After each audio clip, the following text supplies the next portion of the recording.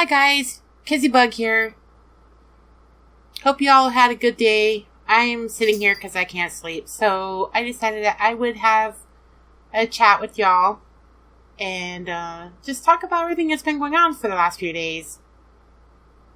Of course, there's the clickbaiting, misleading titles on the Masterminds blog. Nothing new.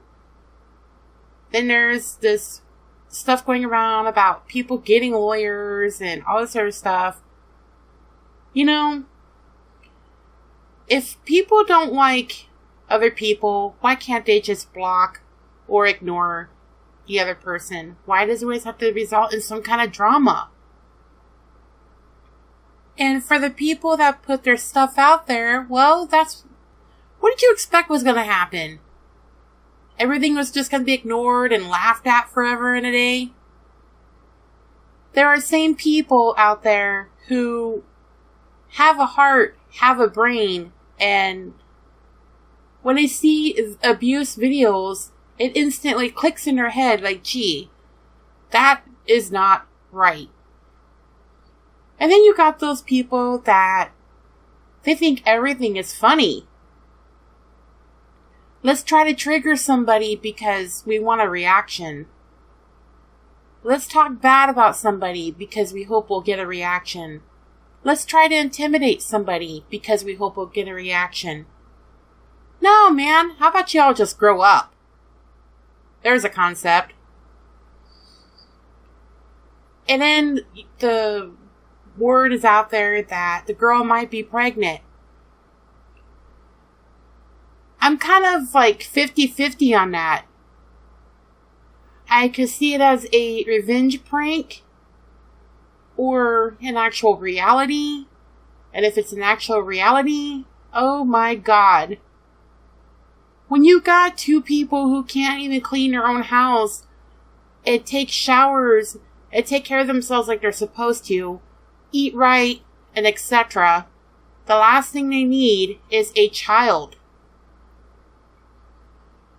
What's going to happen? You're going to expose the child to those kind of living habits and tantrums and hissy fits and everything else that you all do.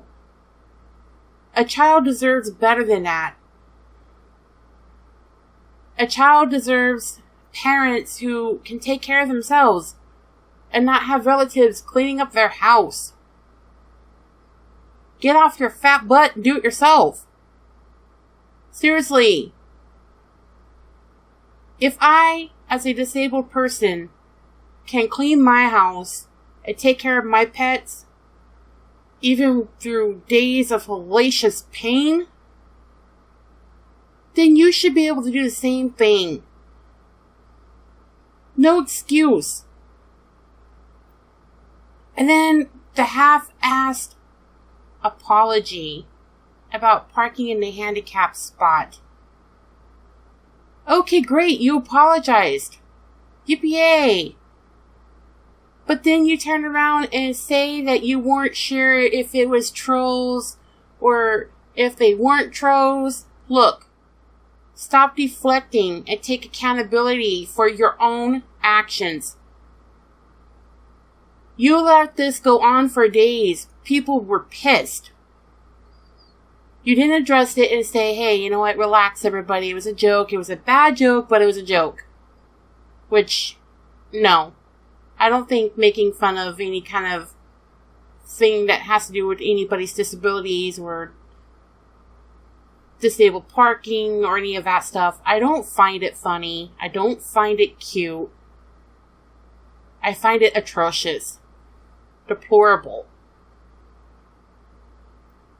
Now, okay, you're not very mature. We all see that. But come on. There was no excuse for that. And how about the girl when, someone asked her if she was ever going to apologize for doing that? And her response was never. Really? You guys don't know how good you got it. Seriously. There are people in wheelchairs that are wheelchair bound daily. There are people who use walkers and canes. there are people that suffer with their disabilities and need that parking. And it's in bad taste to park in a handicapped spot and then laugh about it. Okay, the second time you say it was a joke, but the first time it wasn't. She parked there because it was quote unquote an emergency. When there's a whole parking lot empty.